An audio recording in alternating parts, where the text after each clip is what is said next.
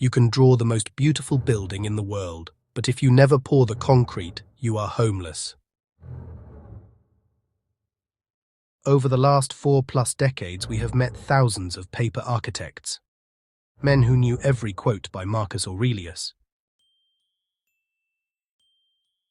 but fell apart the moment their boss raised his voice.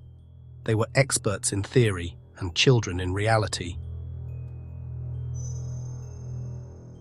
This is the trap. Your brain cannot tell the difference between reading about courage and being courageous. You are getting the reward without the work. If you recognize these 3 structural failures in your life, you are not a philosopher. You are just a fan. Let's burn the blueprints.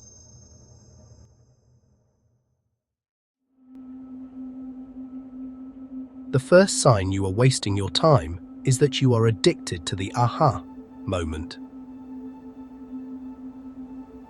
You watch a video like this and you feel a spark. You think, yes, this changes everything. You feel productive. You feel like you have achieved something. But you haven't. You just spiked your dopamine. Psychology calls this intellectual procrastination. You are using the feeling of learning to hide from the pain of doing. Real philosophy is not exciting. It is boring. It is repetitive. It is sweeping the floor when you want to be king. If you feel inspired every day, but your behavior hasn't changed in a year, you are just building a facade. A movie set. It looks like a house, but if you lean on it, you fall right through.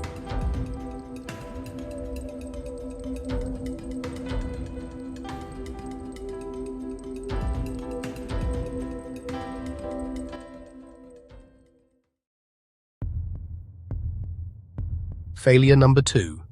You use Stoicism as an identity, not a tool. I see this in the comments section every day. People arguing about who is the true Stoic. People wearing the label like a badge of honor. I am a Stoic, therefore I am strong. But the moment life actually hits you, a breakup, a lost job, a disrespectful co-worker, the philosophy vanishes. You react exactly like everyone else. Why? Because you are holding the shield, you are not wearing the armor. Seneca did not write letters to look cool at a dinner party. He wrote them to keep his sanity while serving a tyrant who wanted to kill him. If your philosophy doesn't work when you are angry, tired, or broke, throw it away. It is useless.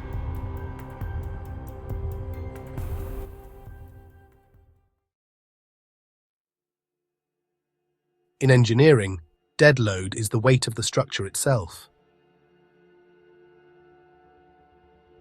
If the materials are too heavy, the building collapses under its own weight.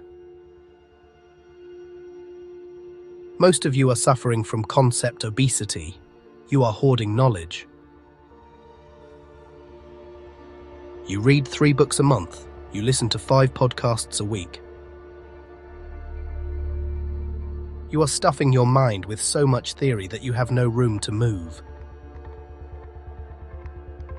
Stop eating. Start digesting. One quote, applied deeply for 10 years, is worth more than a library you just skimmed. You don't need another book. You need to put the book down and look at the mess in your living room.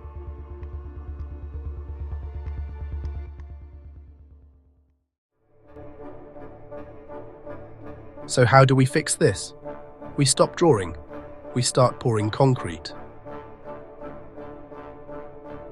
For the next 7 days, I want you to go on a consumption fast. No philosophy videos, no podcasts, no books. Pick one principle you already know, just one, and practice it relentlessly. If you lose your temper, you failed. Start again. If you get anxious, you failed. Start again. Strip away the noise until only the action remains. Most channels beg for your attention. I am going to ask for your discipline. If you just want to feel smart, there are 1,000 other channels that will whisper sweet nothings to you.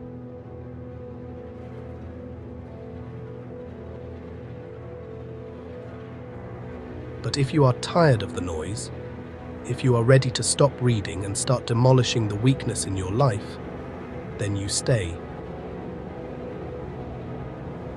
Subscribe only if you are ready to build. The Foundation Month continues on the next episode. Go build. Thanks for being here with the Stoic Quotient, where ancient strength meets modern life.